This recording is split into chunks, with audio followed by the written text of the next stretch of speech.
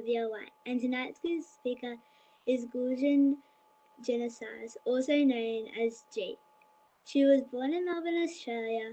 Because of her Turkish heritage, she was allowed to play for football in Turkey. She has also played for Melbourne Victory.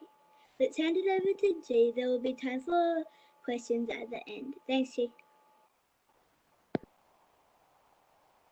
That was a very, very nice introduction. Thank you very much, Olivia.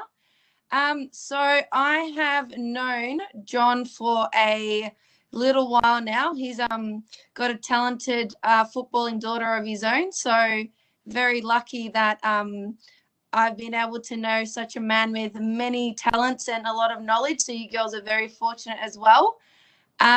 So just as Olivia said, so my parents were both born in Turkey.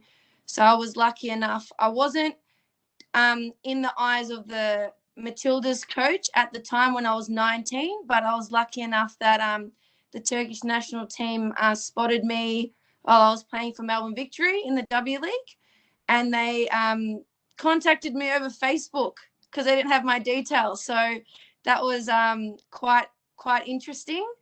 And I flew to Turkey on my own. That was the first time I traveled overseas by myself. To meet people I had never met before that I'd just spoken to over the phone and on the internet.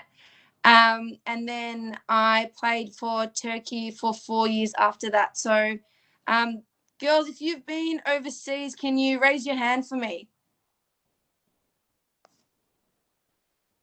And awesome. And I can only imagine that a lot of you that have experienced jet lag. So that's when you're going to a different time frame. So when you're potentially meant to be sleeping, you're wide awake, or you're meant to be awake and you're falling asleep. So I was flying to Turkey every 2 weeks to play football. So I was constantly didn't really know what time zone I was a part of. So that was a bit challenging, but it was a really great experience. And with Melbourne Victory, so I am currently, even though I've retired from playing for Melbourne Victory, I'm currently the highest capped player, meaning that I've played the most amount of games for Melbourne Victory in the history of its W League. And I am also currently working there, which, you know, I'm very lucky that football has also become my profession. So I'm able to play. I was able to play the sport I love and work in the sport that I love. So I'm very lucky in that aspect. And the reason I started playing football was because of my brother. So a lot of you that have siblings would know that, you know, it's always fun to play and have a kick with your siblings. But my brother, he never wanted to have a kick with his little sister because he would always say, I'm not good enough. He'd say that I can't play well, which I couldn't. So I decided to join a team to get better. So my older brother would want to have a kick with me. And funny enough, he stopped playing and I became better than him and achieved a lot more. So it just shows a lot of determination and persistence. You can really get a long way. What I'll do, I might give you girls a break if with me talking. Does anyone have any questions at all? I was just wondering, like, when you said you worked for Melbourne Victory, like, what kind of work do you do there? Yep, so I'm still working for Melbourne Victory at the moment. So if you've gone to Melbourne Victory games or watched it off TV with the men and the women, so all the kids that walk out with the players, so the mascots, the ones that play at halftime and the ones that do the ball squad, I organise all of that for those games. And I organise the volunteers to help in those games with those, we call them the community programs. And also with Melbourne Victory, we run a lot of clinics within schools, and we work with local clubs in the area. And also there's, say, people that have just come to the country where English isn't their first language. So that's my job, working with the community and new arrivals. And I guess, yeah, a lot of the programs within the community. Thank you. And Harley, yeah. Yeah. So when was the first time that you found out that you wanted to play soccer or play at a professional level? Like, how Yeah. old were you? So, I was 9 when I first started, so I was absolutely shocking. I couldn't juggle a ball, couldn't kick straight, had no idea in regards to positionings, offside, forget about it. I didn't even know that existed. At the start, it was just to, like I said, be good enough to have a kick with my brother. And then when I got to about 12, because I was training in the backyard every day from 9 years of age, I did end up getting a lot better in those development stages. And at the age of 12, I decided that I wanted to play professionally. But it was only till I got to 19 that I had that opportunity. Thank you. Oh, awesome. Adele, a question. So what was your biggest achievement and what helped get you to those achievements? So my biggest achievement, firstly, when I was playing when I was younger, was when I was about 15. I made the state team for Victoria. The first time I tried out, I didn't make it, which was devastating because my dad called Football Victoria and asked, "Oh, has my daughter made it?" And they said yes. And then when I received the letter, I got told I was an emergency player. So I actually hadn't made the team. So that was extremely devastating, but I didn't give up. The next year, I tried out again and made the squad. And in that squad, that was the first time a Victorian team placed in the top 3 at nationals. That was a very long time ago. But and also making the Melbourne Victory squad for the first time. When I trialled the first year, I didn't make it. And then the next year I trialled again and made the squad. And for the first 4 years or 3 or 4 years, I trained but didn't get selected to play in a game. So the 9 years that I was there, the first 3 years I didn't play any game time. I just trained 5 times a week to not get selected week in, week out. And then from my 4th year onwards, I played every single game. So, it's a long time to be let down and disappointed, but the persistence really helped me, and training hard and got me to where I need to be. Was there ever a time where you said, I don't want to play soccer anymore, that you just wanted to give up or to quit? Yeah, thanks, Harley. Good question. So I think I was in year 7, so about 12 or 13, and I was watching Neighbours, and I thought, oh, I want to become an actress. I'm going to quit soccer and quit football and go and try my luck. And I remember my dad had just spent so $90 for boots was really expensive when I was younger, which is still expensive now. And my dad had spent $90 on boots and said, I'm not allowed to quit. So I'm really happy that he did that, because I definitely would have regretted stopping at that age. But that was probably the only point. Other times, I've broken my foot. That's probably my worst injury. There's been times where not getting selected has been really tough. So it's made me want to quit and not play anymore. But I've been very lucky that I've had great coaches, great family support, and good teammates to keep me going. Did you actually want to play for the Matildas, or were you happy playing for Turkey? Being born here, I would have absolutely loved to play for the Matildas.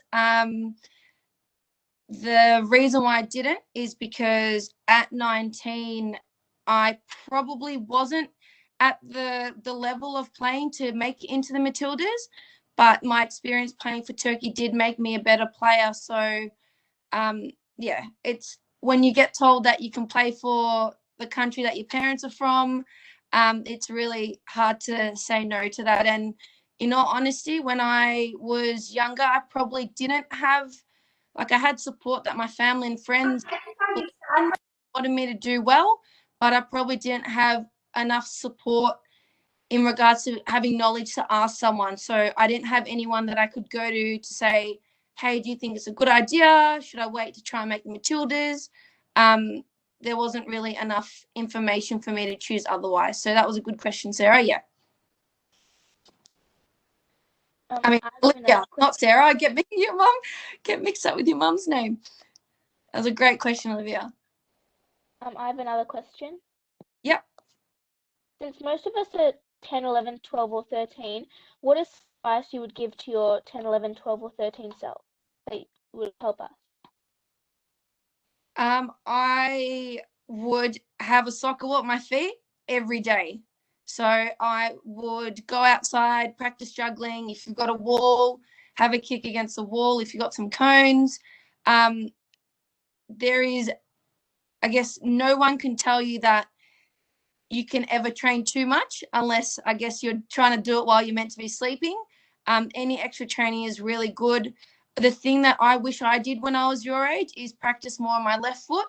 I can kick with my left, but I'm more so right foot dominant. So I think it's really important as a footballer to be able to kick with both feet and also be open to playing different positions. So when I first started off, I started off as a striker, used to score a lot of goals, and then I went to wing, and my last position I played was centre back. So I've gone from the top of the field to the back, but thankfully haven't played goalkeeper because I honestly admire goalkeepers. I don't think I would ever be able to go on goals, but the things that they produce and the courage they have is absolutely unbelievable. Are any of you goalkeepers?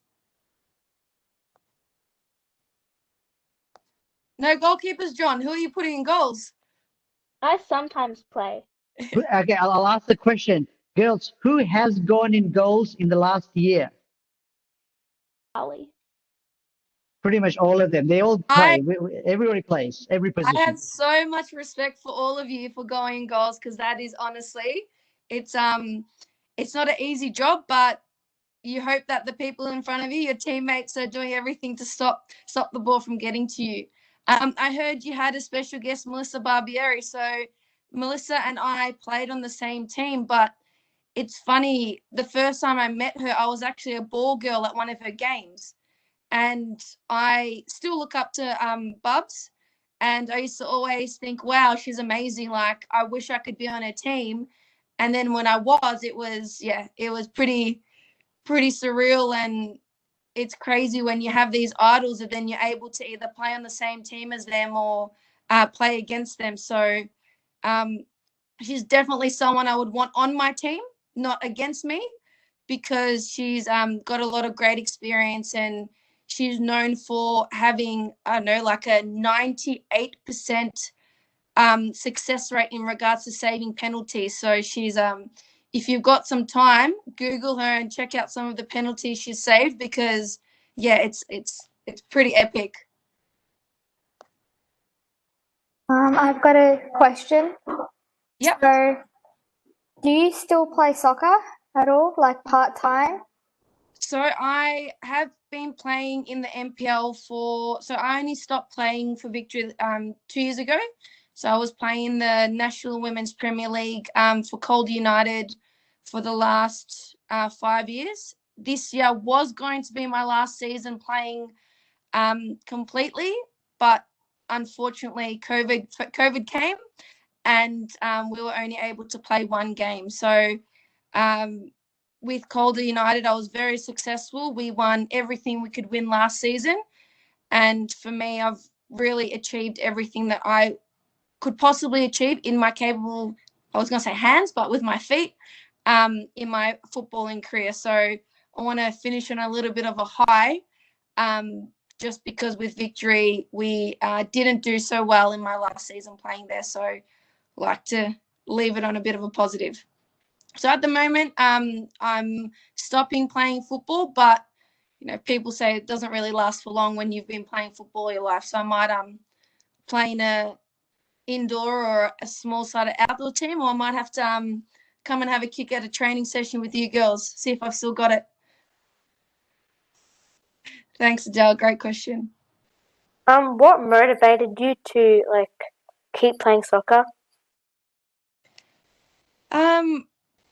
In all honesty, it's really great to feel that you're good at something. So when you're achieving things and doing really well, it's really easy to be motivated in that aspect. And my best friends in my life have been my football friends. So even though I've got good friends from high school and family friends, I know that my friends on the football field have always got my back, and they're friends that, they're probably more so encouraged. So they encourage me to keep going and being in that environment. And like I said, that opportunity of winning and being in a professional environment with Melbourne Victory did keep me going. It's just as you get older, your brain might say, yeah, let's keep going. Your heart might say, let's keep going, but your body starts moving a lot slower than what it used to. So you kind of have to make that decision to go until you break, or just call it quits early. I've got another question. Yeah. So what was your biggest game? Was there any game that you just thought was just so good? So the biggest game for me is when we won the championship for Melbourne Victory. So that was in the 2014-15 season. The year before, we made the finals for the first time, but lost to Sydney 3-1. And then the following year, we ended up beating Brisbane 2-0 at Lakeside Stadium, which is in South Melbourne. So winning that grand final was pretty amazing. And also the first time I played for Turkey, that was pretty surreal. Got flying overseas, going to Austria and playing against the Austrian national team, playing for Turkey for the first time was pretty amazing.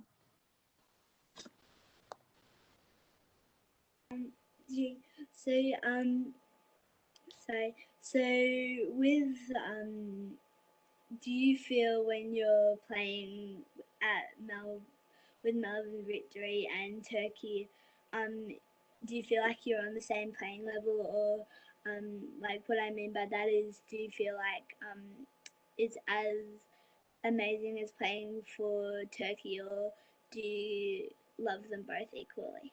Yeah, that's a great question, Olivia. It is different.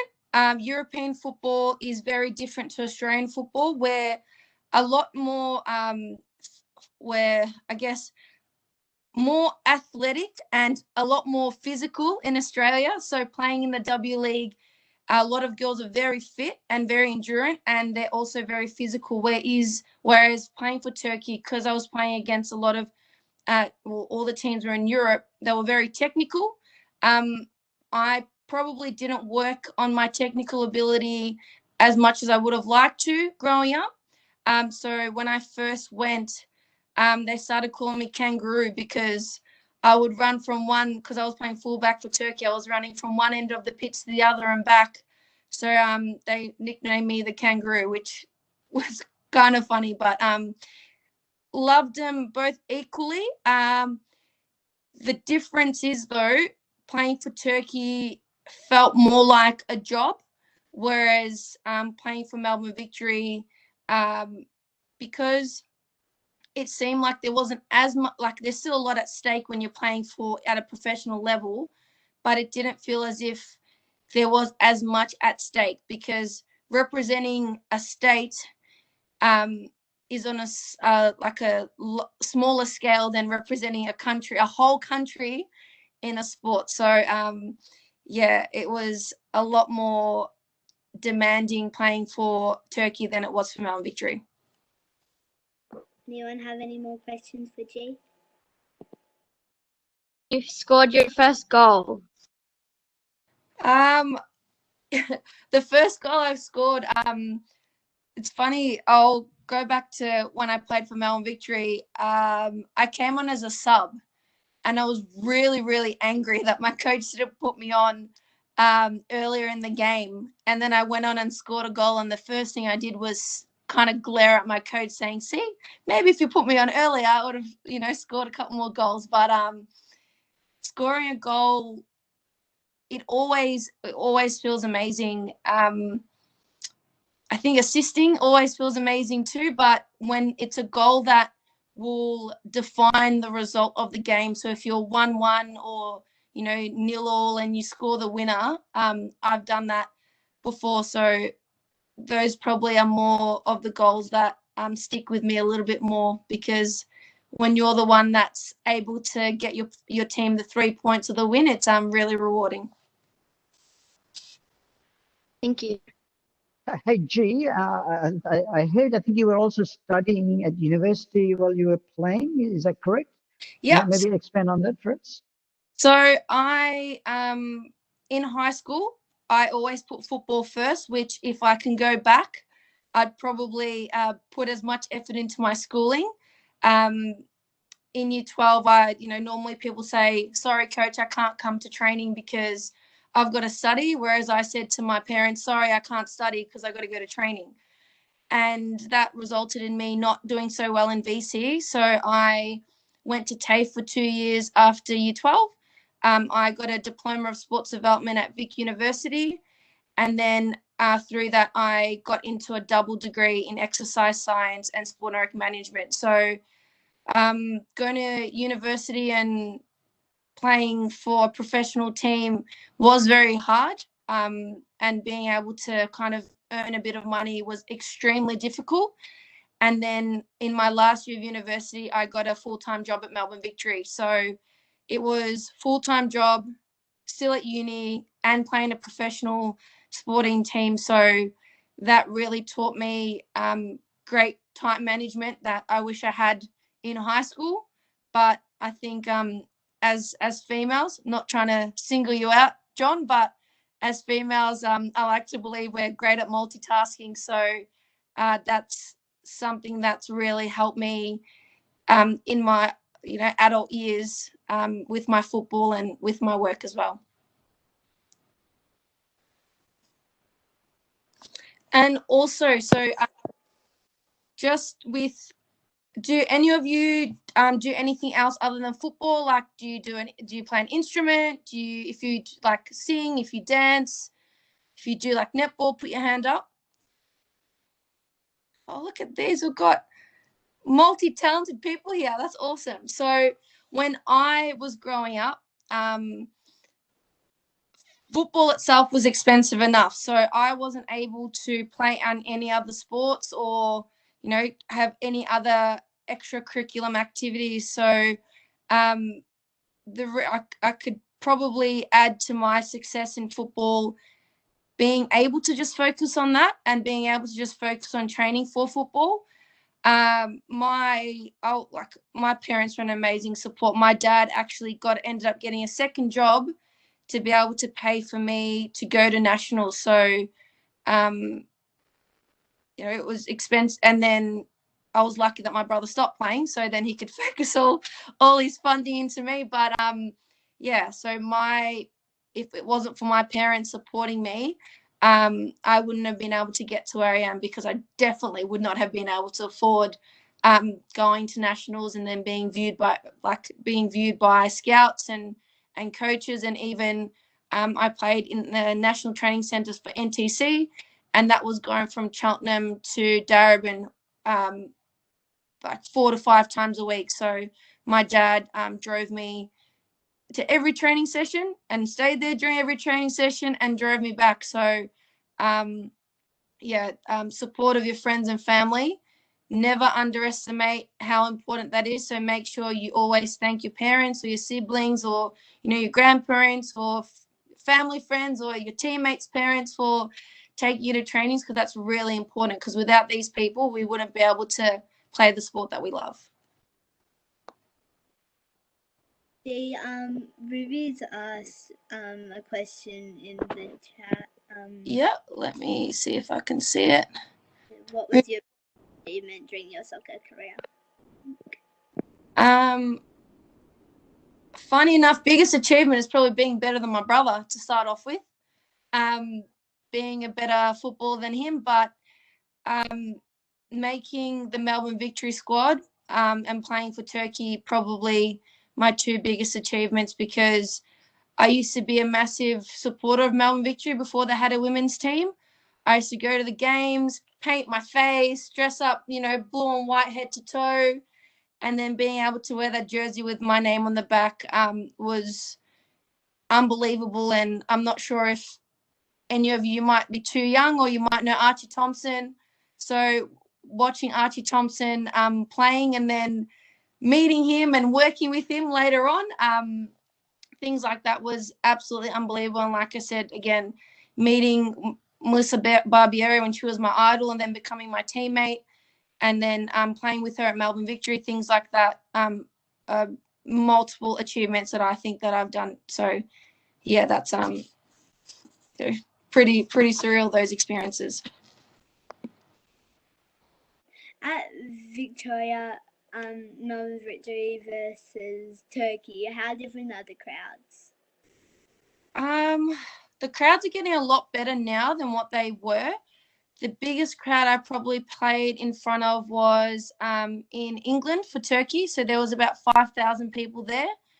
And that was like a ridiculous feeling. That was crazy having that many people supporting. But at the same time, that was 5,000 people supporting England, not supporting Turkey. So it's probably better off having a small crowd where it's, say, 50 people supporting Melbourne Victory and 50 people supporting the other team.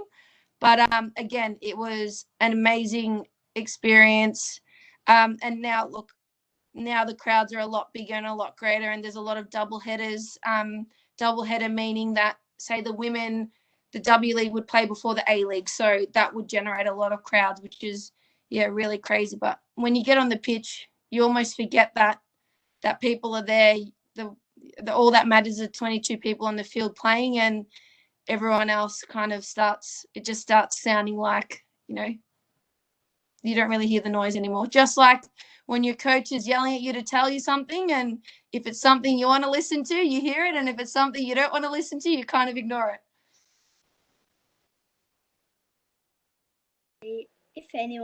Does anyone have any more questions?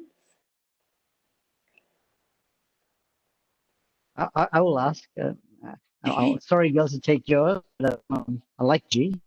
So I'll ask it. Hey, G. So if you could change one thing moving forward for female football, what would you like to see changed? I would say the priority of accessibility to fields and facilities. So I've experienced, even in my own coaching, that even if a female team is being successful, so I coached at a team, I won't name the club, but you know where I've coached anyway. My under 14s team were very successful. We're top of the ladder, undefeated.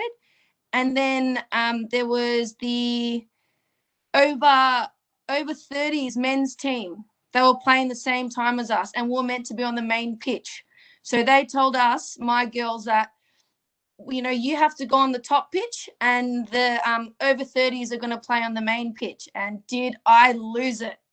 So just the fairness. It might be, say, for instance, one week the girls play, the next week the boys play. So just trying to level out that accessibility, because it might be, the pitches get waterlogged and there's only one pitch available instead of two. So they say, oh, John, you got to cancel the session for the girls because the boys are training, which isn't nice. So just being able to, you can't get better, you can't develop if you don't have anywhere to train. So if that could be done within clubs, and making sure that the females get the same treatment that the boys get and vice versa. Because I always say girls shouldn't be trained like girls, or boys shouldn't be trained like boys. Everyone should be trained like footballers, because that's what we are. I have a question. What was like a typical day when you had a match? What time would you get up? What would you do during that day? So I didn't really like morning games if I had a morning game, because I like lunch more than I like breakfast. So the afternoon games were a bit better for me. I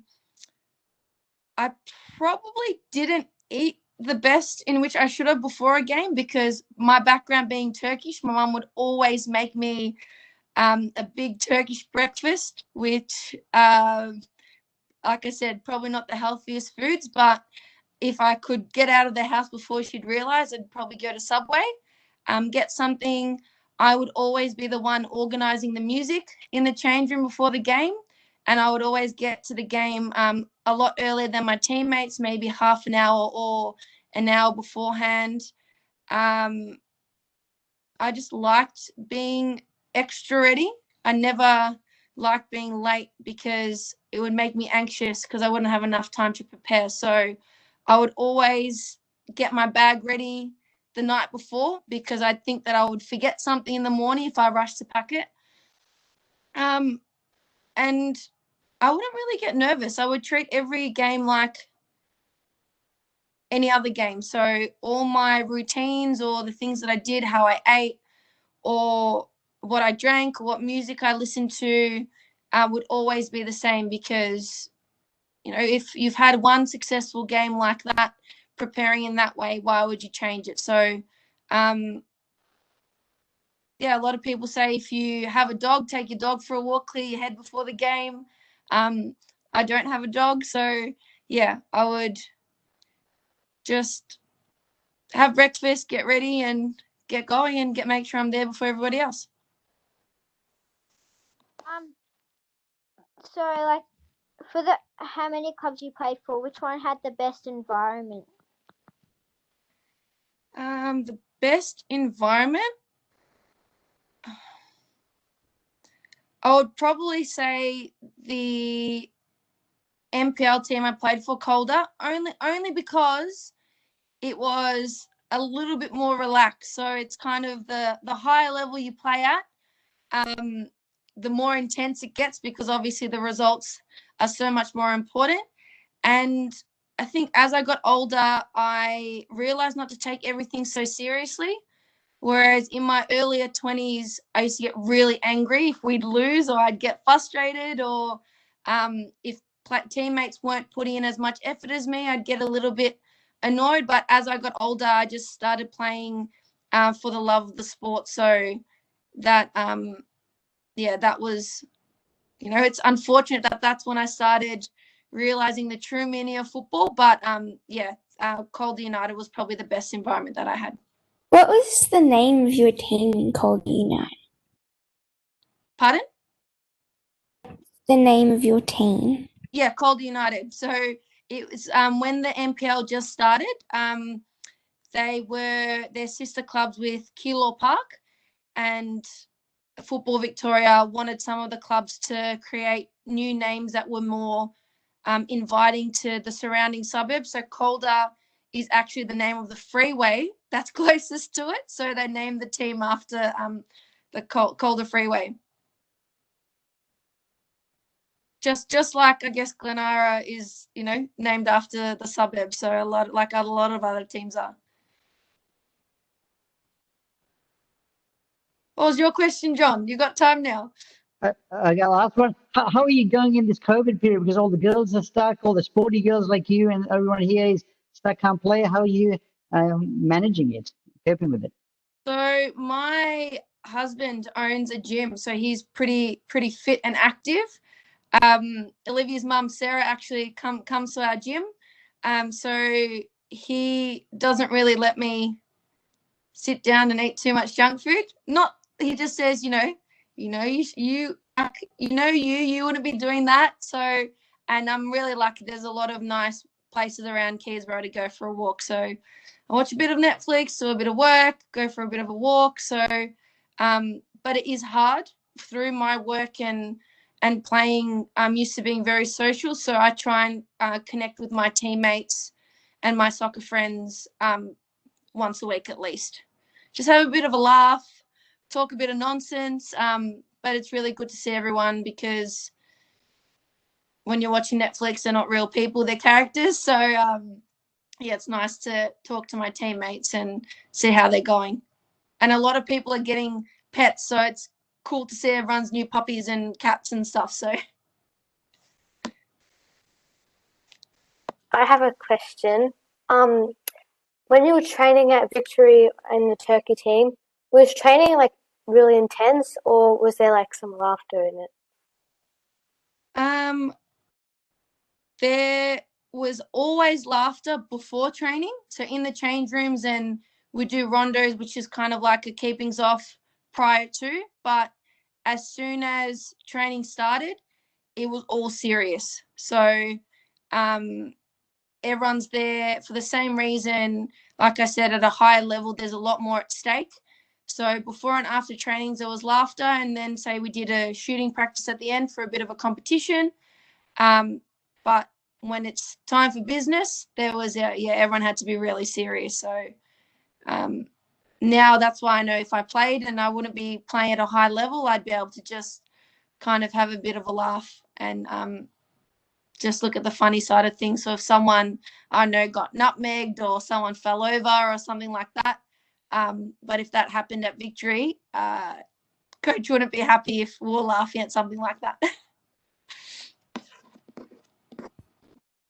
I have a question. Yep. Did you ever play in a boys team or with boys, like in a club? Yep, that's actually a great question. That's something I totally missed at the start when I was talking about my start up to football. So when I first started playing, my dad was the secretary at a Turkish club, and they started a junior team, and there was only boys teams. So when I first went, my brother said he signed up, so I'm like, cool, my brother signed up, I'm going to sign up as well. And the team, there was myself and another girl that went to the first training session, and the first thing the coach made us do was juggling. And this was an all boys team with just me and this other girl. And I, even doing one juggle, like just kicking the ball up with my foot, just dropping on my foot, I couldn't even do that. So like it was sliding off my foot. And the boys were like juggling like 10, 20 juggles, and I'm thinking, what am I doing here? And then the next training session, the other girl quit. She didn't come. And through that year, I just trained and trained and trained, and the coach always had me on the bench. I think I came on like the last couple of minutes every game, and then in season 2 I stuck by it, and then I got better, and the coach had to play me because if he wanted to win games, he was like, I have to have the best team on. So for the first 2 years I did play with boys, but I found that, it is hard and it is disheartening when you've got people that are the same age as you and at a different level. But for me, it only motivated me to say, hey, that's where I can get to. If these people are capable of it and they're my age, I definitely can do it. So, yeah.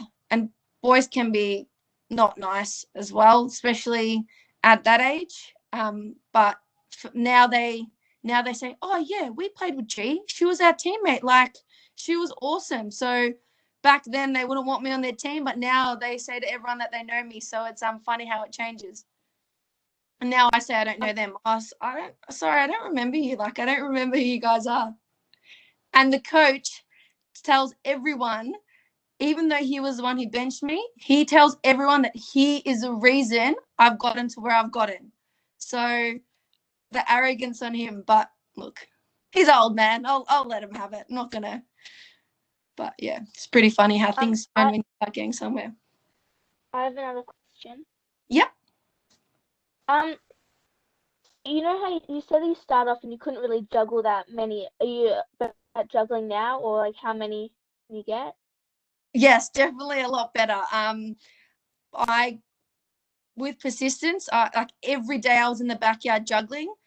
The amount of times I miskicked it and hit the window, and my mum was yelling at me with a little like rolling pin saying stop doing it. But yeah, I practiced a lot and got a lot better at it. So, but I can't say I've juggled to see how many I can get as of recent times. But yeah, I can definitely juggle now. Do you remember your last record, maybe? Just for research purposes. For research purposes? Yeah.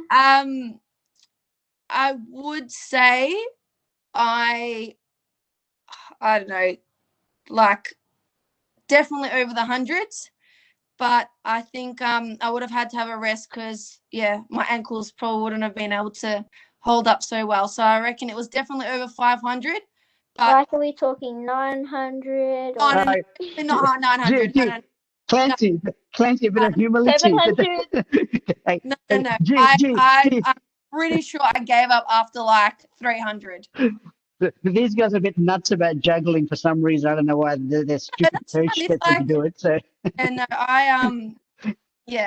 I definitely stopped after 300 because the worst thing is when you're about to hit your record, and if you like stuff it up one before or couple before, it's like it drives you mad because you literally be Yeah, outside felt from that the sun pain. goes up to the sun goes down, and you keep going. I got 8 below my record. My record, this was maybe a month, 2 months ago, was 407, and I got 399, and I literally ran around like nearly crying, and I smashed the ball away just because I put so much pressure on myself. But there's nothing wrong with that. You've got a target and you've got a goal and you're working But towards now it. I got another pit. That's awesome. So thank you, Jay, for coming. I'm sure we have all learned a lot from you, and you have definitely inspired us to never give up and follow our dreams. Thanks for coming, and I'm sure we will. Not a problem, Olivia. I was just going to say also, really proud of you because I remember when you first started, you didn't really you had a bit of interest in football, but you've come a long way and you did an amazing job hosting tonight. So that's really amazing. And girls, yeah, keep it up. You're very lucky. You're in great hands with John. He's, full of knowledge and good jokes as well. So make sure you cherish every moment and thank him and your parents and your family and your teammates for supporting you along this journey. Thanks, Jay. cool. All right, and thank you, G, and well done, Olivia. Excellent work, and thank you, girls, for all the questions. All right, not a problem. Everyone have a good night and look after yourselves during this time. Thanks, John.